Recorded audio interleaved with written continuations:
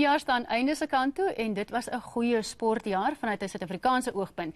Die Springbokke het dit vir die eerste keer in 10 jaar reggekry om die All Blacks in hulle agterplaas te klop en dan het die Banyana Banyana ook vir die eerste keer die vroue wêreldbeker gekwalifiseer. Ons gaan nou die jaar se sporthoogtepunte bespreek met twee van Nuusdag se eie kenners, ons sportredakteur Renier von Zeener en uitvoerende regisseur Egbert Boesak. Welkom, julle lyk spoggerig. Lekker om julle in die warm stoele te hê. Renier, ons begin by jou. Dit was 'n groot sportjaar, maar wat was jou hoogtepunt? Lekker onregverdige vraag. Ek wou net sê, dis soos om vir 'n ouer te vra wie se gunsteling kind.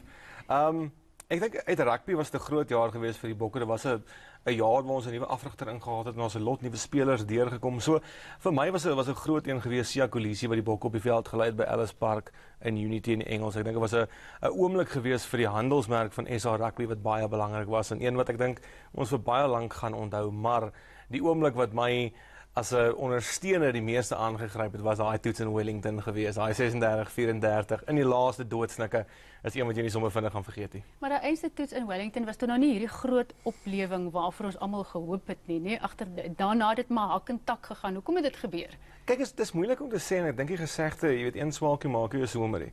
In konteks van die jaar was dit 'n so 'n warm en koud gevoel vir die Bokke geweest. Ons het voordat dit ons in Australië en Brisbane vasgeval en natuurlik in Mendoza teen die Argentynë het ons gesukkel.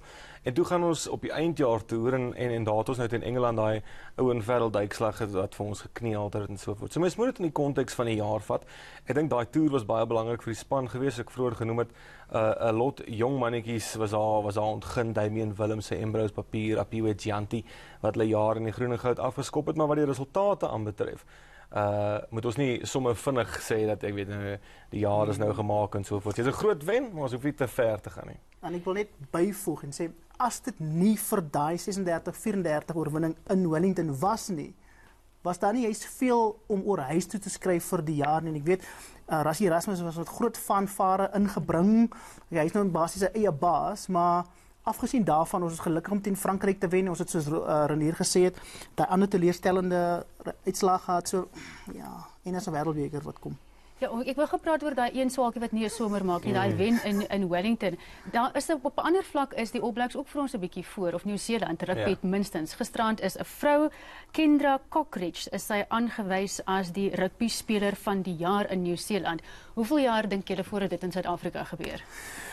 Ek dink jy slaan so die spyker op die kop en hoe ons sekere dinge benader. Ek dink as 'n mens kyk na hoe professioneel, hoe lande soos Australië en Nieu-Seeland die professionele sport na 95 benader, dis dit heeltemal anders. Ek dink ons was nog soort van half, soos my pa gesê het, amateurs wat 'n professional game run, jy weet. Hulle het dit omarm en kyk hoe ver is, as jy kyk na Nieu-Seeland se vroue rugby en vroue sport, hoe dinamies hulle is in baie van die goed, as hulle netbal, hulle cricket en hulle rugby, ek dink die Silver Ferns, as ek dit reg het, is ook die wêreldkampioene. So hulle is ver ligjare voor waar ons is. Ek dink 2001 het SA Rugby probeer om hulle eie soort van vroue rugby op die map te sit. Jy hoor se nou en dan hulle toer, hulle Stanley Robenheimer as hulle afrigter, maar jy hoor nie veel daarvan en dis nie lekker nie. Ons gaan weer terugkom na vroue sport. Renier, laaste vraag vir jou, Trierad, terug na rugby toe. Die Blitsbokke het daarom weer die 7 reeks gewen. Ja, ek dink ons het 'n goeie jaar gehad en ons moet ook in ag neem wie daar was. Daar was ouens soos Natla en Branko de Pre het 'n baie goeie jaar gehad. Karl Brand was daar gewees, Werner Kok. So al die ouens wat moes goed speel in die vorige seisoen was daar gewees. En ek dink mense is nou so 'n bietjie op hulle hoede en hulle dink nou wat gaan nou hier aan na 6de plek in Dubai.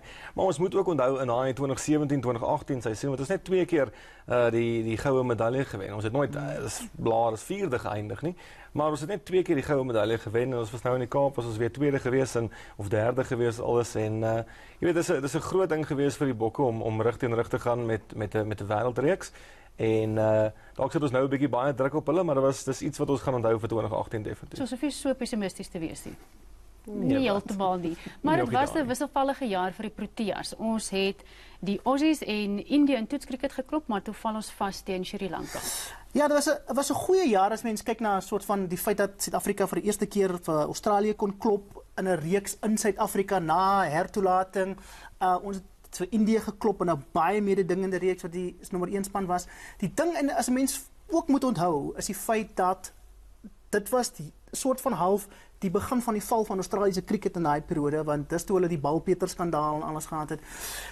Maar ek dink dinge het so 'n bietjie afgeval toe hulle Sri Lanka toe gegaan het. Ek dink daar's nog werk wat voor lê. Ek dink hulle het hulle oog op die wêreldbeker. En as 'n mens nou kyk waar die krag in cricket, toetskriket lê het nou ongetwyfeld in Indië. Hulle het die geld, hulle het die spelers en hulle is besig om te wys hulle kan oor see ook wen. Hulle het in Engeland 'n toets gewen. Hulle het nou Australië geklop. So die Proteas sal bietjie moet hulle huiswerk doen om daai gaping te vernou. Die goue seun van Suid-Afrikaanse tennis, Kevin Anderson, groot ding vir hom om in die Wimbledon finale te gespeel het, maar dit het nie daar gestop nie. Hy het ook verder gegaan met indrukwekkende vertonings. Julle kommentaar daarop? Nee, kyk, Kevin dink ek het 'n fantastiese jaar gehad. Het die jaar afgesluit as 6de op in die enkelspel op die ranglys en dis fantasties vir hom, is die hoogste wat 'n Suid-Afrikaner nog was. Hy was in Augustus vir 'n tydjie lank 50 gewees na die hy het in was dit Oostenryk gewees by die eerste bank ope het hy vir Kanye Nishikori in die finaal geklop wat fantasties was. En dan natuurlik daai halfeindstryd teen John Isner by Wimbledon, dink ek het hom net so 'n bietjie geknou. Anders te wie weet, dalk kon hy al die pad gegaan het. En ek dink ook net so hierso vir die stats gurus, ek dink hy is die eerste Suid-Afrikaner sedert 1993, Wayne Ferreira, om vir die ATP se jaar-toernooi te kwalifiseer. So well done. En die Davis beker, hoekom wil hy nie vir Suid-Afrika speel nie? Yes, dis 'n moeilike saak, jong, jy weet. Nou is die stoel regtig warm, nee. Ja, ek weet dit maak mense warm onder die boortjie en ek weet hy is al vir baie lank in Suid-Afrika. Ek het 'n baie eenvoudige ding, hè. Veral vir mense wat oor see gaan, dit is jou reg om dit te gaan doen. As jy wil daar gaan werk en want dan as jy jou paspoort ingee by OR Tambo, hè, dan moet jy daai lot vat. So moenie 'n Suid-Afrikaner wil wees en vir die, as jy Australië toe gaan en jy wil daar woon, skree vir die Wallabies, moet dan nie vir ons skree. Ek weet dis 'n baie simplistiese argument wat ek gebruik, maar ja.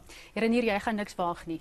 Kyk, ek sal so sê, van die groot tennisspelers in Suid-Afrika se geskiedenis, ou soos Kevin Kerr en Johan Kriek, hulle het ook in hulle later jare oorgetrek Amerika toe en dit was toe burgers van Amerika gewees. Ek dink jy moet as 'n valnis in 'n sport waar jy op jou eie gaan meeding, moet jy soms dink wat is vir my die beste? Ek weet van die swemmers Ryk Neethling en daai manne toe Suid-Afrikaanse swem sterk deurgekom het. Hulle was ook almal in Amerika gewees op daai tyd en jy moet dink wat is vir jou ook die beste? Dis 'n sport is 'n loopbaan wat soms 'n bietjie vinnig verbygaan. Ja. Dit is soos wat Egbert sê, dit maak jy maar 'n bietjie warm onder die kraag soms. En ook belangrik om te sê is dit, ons kry nie altyd die hulp of die ondersteuning van die onderskeie sportfederasies om te doen wat jy moet doen nie. Ja, ek wil jou in die rede val juis oor ondersteuning. Vrouesport in Suid-Afrika, ons het beloof ons gaan daarna toe terugkom en kom ons sluit maar daarmee af. Wat kan daar nog gedoen word om vrouesport in Suid-Afrika te steun? Kyk die probleem met vrouesport is dit. Ek dink Banyana het hulle so half en half dat hulle vir die wêreldbeker gekwalifiseer het. Nou is daar groot opwagting en opgewondenheid, maar vir borgers wat nie hulle hand uitsteek nie. Ek dink ons het 'n spesifieke, ons is nog baie patriargaal in hoe ons na sekere dinge kyk. En die ding is ook, hulle wil nie handout sê, SAFA wil nie handout sê nie. So die R100,000 wat jy gee, dit gaan niks baat nie. Dit gaan 'n paar tekkies en 'n paar jerseys vir hulle koop. Mense moet die belegging maak en die probleem is ook, ek dink uitsaaiers wil nie, stel nie belang om vrouesport uit te saai nie, in Suid-Afrika nie, of nie genoeg nie. En maak 'n oorwinning van Banyana of hulle vordering dan vanjaar 'n verskil enigsins? Kyk, ek dink dit sal 'n groot verskil maak om net, jy weet, 'n getuie wat lig alles skep. So dalk kan ons 'n ding sien. Ek sal graag wil sien dat meer skole in Suid-Afrika vir dogters sokker aanbied of rugby aanbied of cricket aanbied. Ons moet dit ongelukkig daar laat. Dis 'n gesprek wat ons later kan verder vat. Dit was Nuusdag se sportredakteur en hier Fons Zener en ons uitvoerende regisseur Egbert Boesak. Baie dankie dat jy saamgekyk het. Geniet die res van jou aand. Tot weersiens.